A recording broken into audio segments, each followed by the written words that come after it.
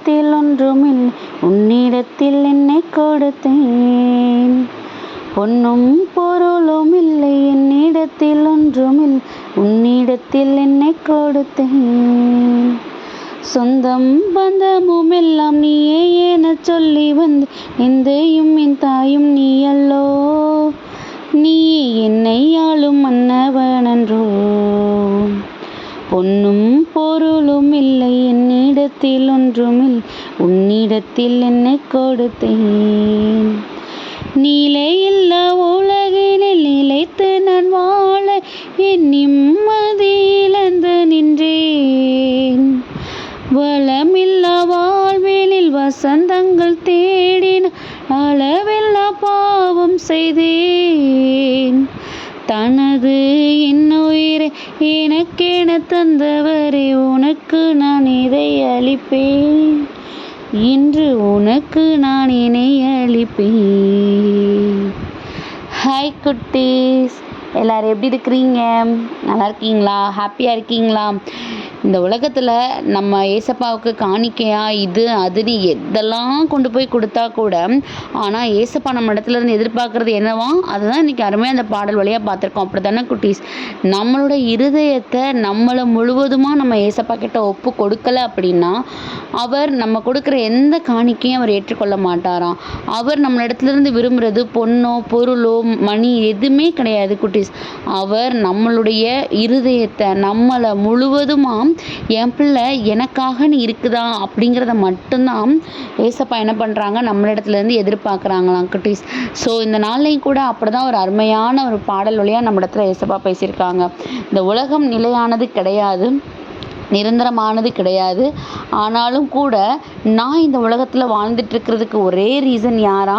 நம்ம ஏசப்பா தான் நம்ம இந்த உலகத்தில் வாழ்ந்துட்டுருக்கிறதுக்கான ஒரே ரீசனாங்க குட்டீஸ்.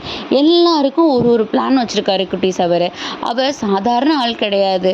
நம்ம எல்லாரும் எப்படி ஒரு ஒரு சூழ்நிலையும் கடந்து வரணும், எப்படி நம்ம லைஃப்பை நம்ம வந்து கொண்டுட்டு போகணும், இந்த மாதிரி நமக்கான ஒவ்வொருத்தருக்கான அர்த்தத்தையும் ஒவ்வொருத்தருக்கான வாழ்க்கைக்கான வழிகாட்டுதலையும் அவர் நமக்காக கொடுத்துட்டே தான் குட்டீஸ் இருக்கிறாரு.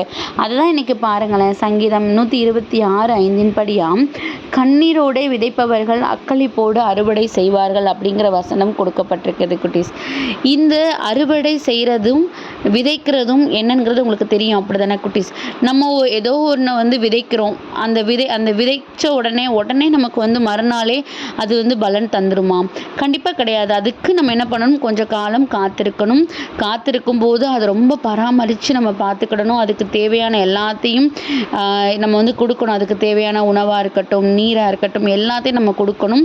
அப்படி நம்ம ப்ராப்பராக கொடுத்தா மட்டும்தான் அதோட அறுவடை நிறைவான அறுவடையாக இருக்கும். அப்படி தானே குட்டீஸ்? அப்போ இதில் நம்ம புரிஞ்சுக்கிறது என்ன அப்படின்னா, நம்ம இப்போ ஒரு விஷயத்தை கடவுளோட கரங்களில் ஒப்பு கொடுத்துட்டு உடனே ரிசல்ட் கொடுங்கன்னா எப்படி குட்டீஸ்? நம்ம விதைச்சிருக்கிறோம், நம்ம கண்ணீரால் நம்மளுடைய வேண்டுதல்களை அவரிடத்துல விதைச்சிருக்கிறோம். அப்போது அதை நிறைவானதாக ரொம்ப செழிப்பானதாக அறுவடை நம்ம செய்து கொள்வதற்கு நமக்கு ஏசப்பா என்ன பண்ணுறாங்க, கொஞ்சம் டைம் கேட்குறாங்க. அவ்வளோதானே குட்டீஸ்? அப்போது அவரை நம்ம என்ன பண்ணிக்கணும், அண்டர்ஸ்டாண்ட் பண்ணிக்கணும். என் ஏசப்பா காலம் தாழ்த்த மாட்டார், அதுக்காக எனக்கு ஏனோதானோன்னு ஒரு விஷயத்தை கொடுக்க மாட்டார். எது கொடுக்குறாரோ அதை சரியான நேரத்தில் நம்மளிடத்துல அதை வந்து நிறைவானதாக கொண்டு வந்து கொடுப்பாரு அப்படிங்கிறத நம்ம என்ன பண்ணிக்கிடணும், நம்ம புரிஞ்சுக்கிடணும் குட்டி. ஸோ அதுதான் இன்னைக்குள்ள அந்த வசனமும் கூட. கண்ணீரோடே நம்ம இப்போ நம்மளுடைய எல்லா வேண்டுதல்களையும் சோர்வுகளையும் அவரிடத்துல விதைச்சிருக்கோம் இல்லையா? அப்போது கொஞ்ச காலம் உறுதியான நம்பிக்கையோடு அவரிடத்துல நம்ம வந்து என்ன பண்ணுவோம், நம்மளுடைய வேண்டுதல்களை கண்டினியூஸாக நம்ம எடுத்து வச்சுட்டே இருப்போம். கண்டிப்பாக அதற்கான நிறைவான அறுவடையை நமக்கு யார் கொடுப்பாங்க, நம்ம ஏசப்பா கொடுப்பாங்க.